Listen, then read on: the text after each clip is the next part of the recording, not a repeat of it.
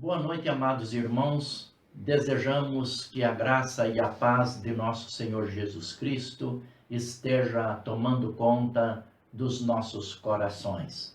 A paz de Deus que excede todo entendimento.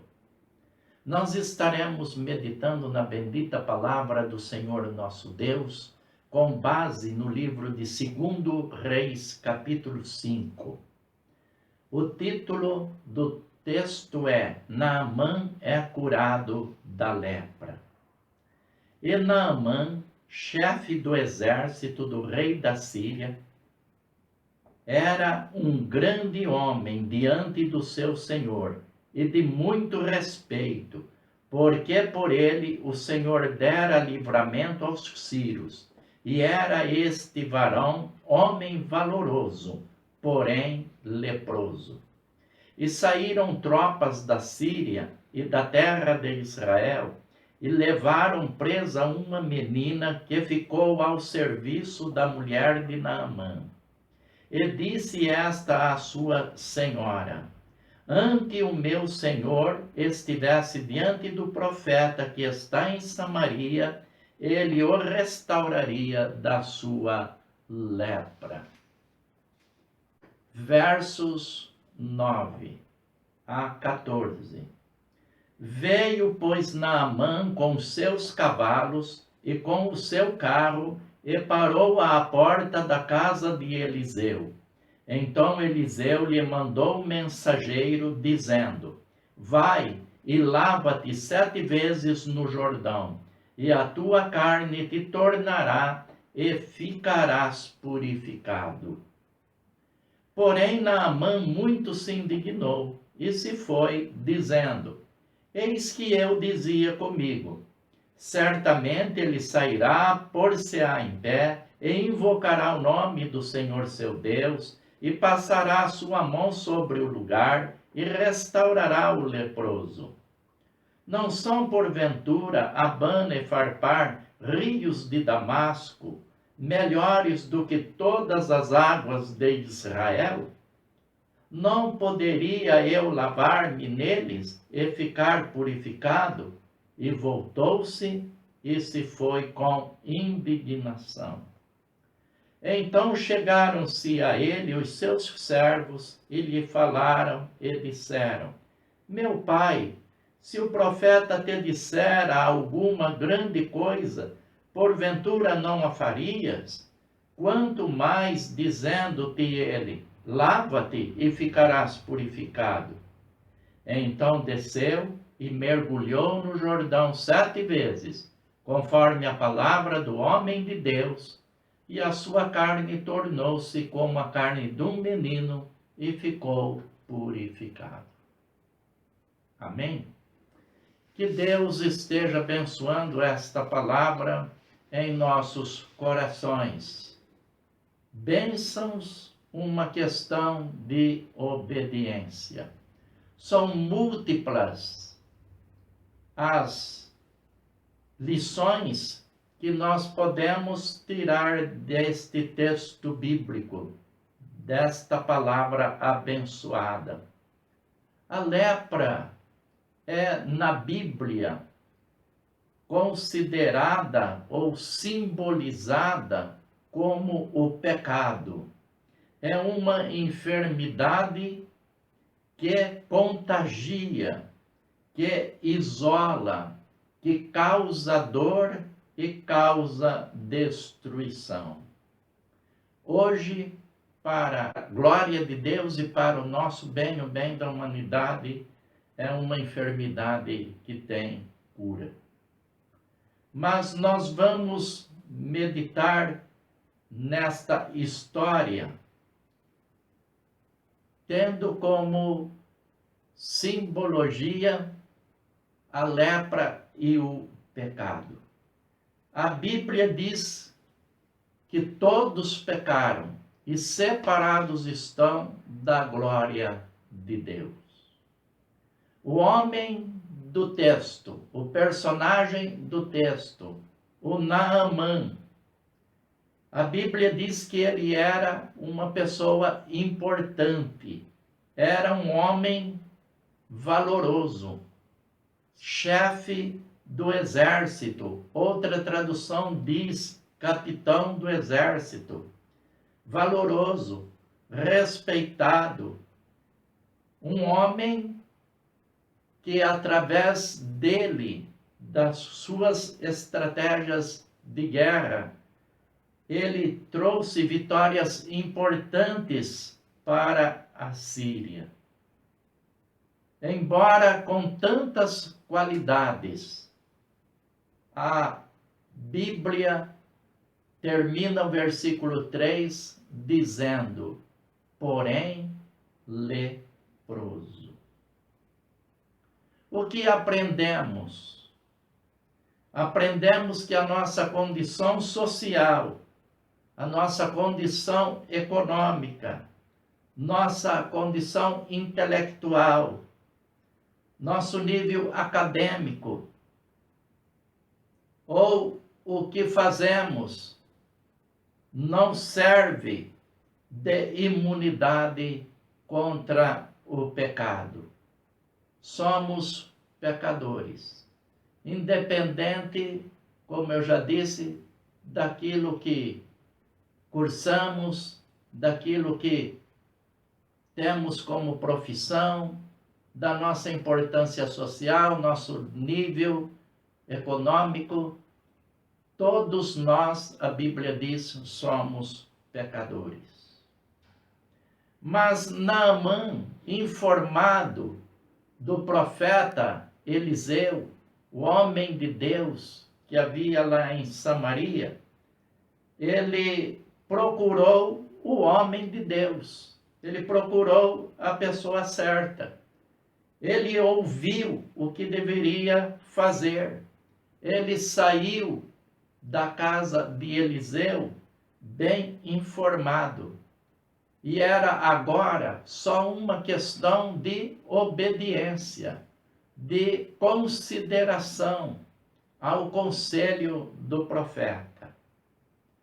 Mas o nosso ego sempre fala mais alto. O perigo do orgulho. Diz um provérbio que o orgulho é uma doença, que só sente bem quem o possui. Os demais que o cercam sentem-se muito mal. É uma enfermidade psíquica diferente, antagônica às demais enfermidades. A Bíblia diz que Naamã saiu indignado, saiu com seu ego ferido. Ele era um personagem, embora tão importante, tão corajoso, tão valoroso, mas era uma pessoa carente de atenção e orgulhoso. E como dissemos de manhã, Provérbios 16, 18, a soberba e a altivez de espírito precedem a ruína e a queda, diz a palavra de Deus. Tiago, escritor, em seu livro, no capítulo 4, versículo 6, diz: Deus resiste aos soberbos, dá, porém, graças aos humildes.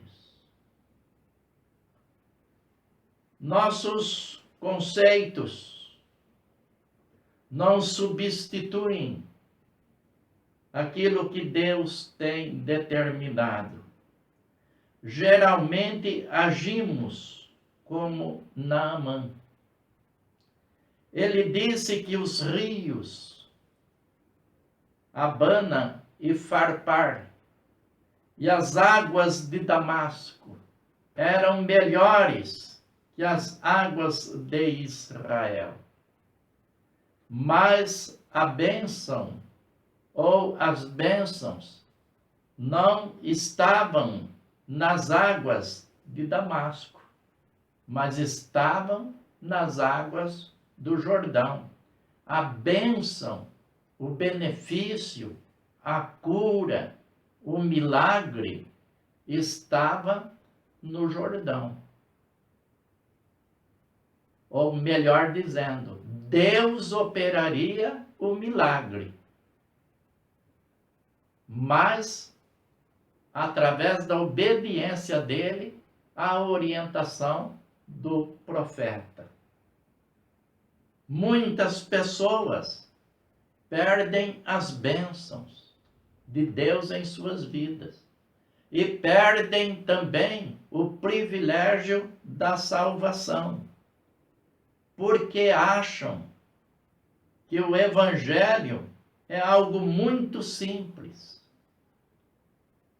e chegam ao ponto de ridicularizarem o cristianismo bíblico, ridicularizam, fazem piadas contra a Bíblia Sagrada, contra a pessoa de nosso Senhor Jesus Cristo, fazem piadas contra a palavra de Deus. Acham que seus conceitos, suas opiniões, são superiores aos mandamentos da palavra, aos conselhos da palavra de Deus, às orientações. Há pessoas que, quando ouvem o Evangelho, elas questionam: mas para ser salvo é só crer em Jesus Cristo? Só isso basta? É isto que a Bíblia diz. Foi esta a resposta do apóstolo Paulo ao carcereiro de Filipos. Uma história também bem conhecida e que eu uso muito nas minhas mensagens. Quando o carcereiro perguntou a Paulo e Silas: o que é necessário que eu faça para me salvar? E a resposta foi: crê no Senhor Jesus Cristo e serás salvo, tu e a tua casa. Há muitas filosofias atualmente, há muitas doutrinas, colocando por base a caridade, o bom caráter, como meio de salvação. Você precisa ser um bom pai, um bom esposo, você precisa ser um bom filho, você precisa ser um cidadão honesto, e então você terá a salvação e praticar a caridade. Ora, ser um bom pai, ser um bom esposo, ser um bom filho, ser um bom cidadão, pagar as contas, ter bom caráter, são obrigações pessoais. Estaremos cumprindo simplesmente com nossas obrigações. Ou pertencer a esta ou aquela sociedade, ou religião, ou denominação, não nos dá o direito, ou a prática de obras, boas obras, não nos dá o direito de vida eterna, porque eu tenho pregado que Deus não vende bênçãos. Deus não vende, Ele não faz barganha. O perdão dos nossos pecados é pela sua graça, sua infinita misericórdia. Mas precisamos obedecer, precisamos crer, precisamos confiar. Concluindo a nossa palavra, os servos de Naamã foram seus conselheiros. Deus usa pessoas simples para nos ensinar. Obediência praticada e bênção recebida. É o que nós lemos no versículo 14 do texto. Então desceu e mergulhou no Jordão 7 vezes, conforme a palavra do homem de Deus, e a sua carne tornou-se como a carne de um menino, e ficou purificado. Que bênção! obedeceu, recebeu a bênção. Foi para a sua terra, foi para junto da sua família, feliz. Agora tornou-se um adorador do Senhor Deus de Israel, o Deus Todo-Poderoso, Criador dos céus e da terra. Ele renunciou sua religiosidade anterior. Ele era adorador de Rimão, um deus da Assíria. Mas agora ele creu no Deus Todo-Poderoso, o Deus de Israel. Amado irmão, prezado ouvinte, você já creu no Senhor Jesus Cristo? Você já creu no poder remidor do sangue de Jesus? Você crê no Jesus ressuscitado, que não está pendurado na cruz, não está no túmulo, mas ele venceu a morte? E ele voltou para o céu e enviou o Espírito Santo para estar conosco, com a sua igreja. Você já entregou sua vida a esse Jesus? Se você já fez isso, que Deus continue abençoando a sua vida. Se você não fez ainda, está perdendo tempo. Entrega a sua vida a Jesus. Não faça como Naamã, ficar indignado, mas entregue-se a Jesus Cristo. Esse é o conselho da Bíblia Sagrada. Esse é o conselho da Palavra de Deus. Entrega o teu caminho ao Senhor. Confia nele e ele tudo fará. São as bênçãos de Deus que nos dignificam, que nos enriquecem, e elas sempre são simples. Deus usa as coisas simples para nos abençoar com as riquezas e todas as maravilhas eternas, celestiais. Que Deus nos abençoe e nos dê a sua bendita paz. Vamos falar com Deus? Deus Todo-Poderoso, nós te agradecemos, nós te glorificamos, Senhor, de todo o nosso coração, porque esta história, Senhor, ela nos ensina verdades preciosas. Nós te louvamos, ó Deus, te agradecemos pela vida, ó Deus, de cada pessoa que já entregou a vida a Jesus. Nós te agradecemos pelos milagres que o Senhor tem operado. Ensina-nos, ó Deus, a cada dia te obedecermos. Nós te agradecemos pela vida de cada irmão que até aqui tem estado, ó Deus, nos ajudando, tem estado, ó Deus, nos abençoando, tem estado participando da tua obra. Senhor, porque eles creem, são pessoas que creem, que depositam confiança na tua palavra, nos teus mandamentos, nos teus conselhos. Senhor, ajuda-nos a prosseguir, como diz o hino, no bom querer de te servir. Senhor, perdoa nossos pecados, a nossa incredulidade, o nosso ego elevado. Dá-nos humildade, dá-nos a tua paz. Tenha misericórdia dos que sofrem, Senhor. Dê a eles a vida, a saúde e a cura que nós tanto almejamos. No nome santo de Jesus oramos. Amém, meu Deus. Amados, nós desejamos que os irmãos tenham uma boa semana, que os irmãos tenham muita saúde e prosperidade, que o seu lar seja um local de bem-estar e das bênçãos de Deus, que haja harmonia, que haja paz, que tenhamos uma semana abençoada e abençoadora.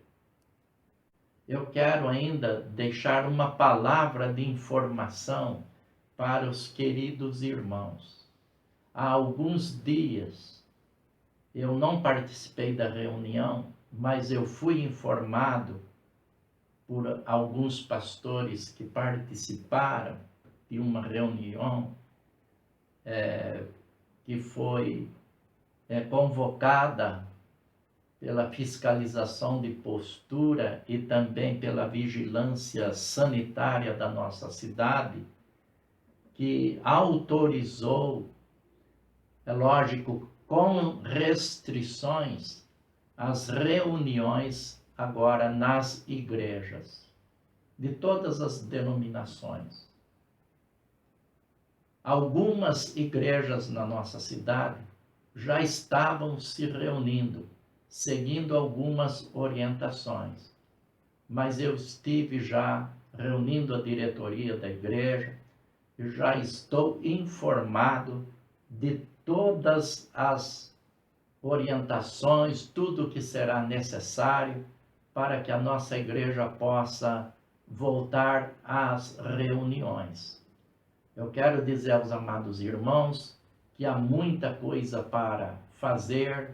Nós não teremos aquela liberdade que tínhamos antes da pandemia, não podemos estar participando dos nossos cultos como antes, templo cheio, né? Igreja lotada, muito abraço, muito aperto de mão, mas nós estaremos nos reunindo agora com um número restrito de pessoas presentes. Depois nós estaremos fazendo uma pesquisa com os irmãos da igreja, aqueles que poderão estar vindo na parte da manhã, aqueles que poderão estar vindo à noite. Também teremos restrições em assentos, não poderemos estar sentando várias pessoas no mesmo banco. Tudo isso nós estaremos orientando os irmãos depois. Nossa igreja, ela tem aproximadamente 200 metros quadrados, incluindo o santuário e a galeria. E nós podemos ocupar até 30% desse espaço.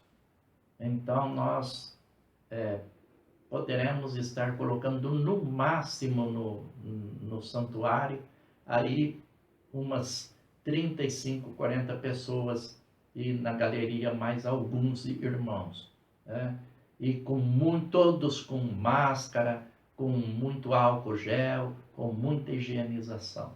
Mas depois nós voltaremos a falar com os irmãos e então estaremos dando toda a orientação. E precisamos também da cooperação dos irmãos, que quando questionados os irmãos possam nos dizer: olha, pastor, eu gostaria de ir na parte da manhã, às 9 horas, ou então no culto da noite. E nós também já adiantamos que não temos autorização para ter classes com crianças, especialmente. As classes com crianças, por este tempo, ainda antes da vacina ser descoberta, estão suspensas. As crianças podem até vir com os pais, ficar quietinho, usando máscara, gel, mas não haverá as classinhas para as crianças. Então fica aqui esta palavra de informação. Os irmãos continuem orando para que Deus esteja nos abençoando e nos livrando de todos estes males. Quero deixar bem claro para os irmãos que o dia que acontecer o culto, nós ainda vamos informar o dia que vamos ter o culto. Será um número reduzido de pessoas e nós ainda vamos informar o dia. Os irmãos não se preocupem, não se precipitem, porque há muita coisa para pôr em ordem, mas nós estamos trabalhando para isso. Obrigado.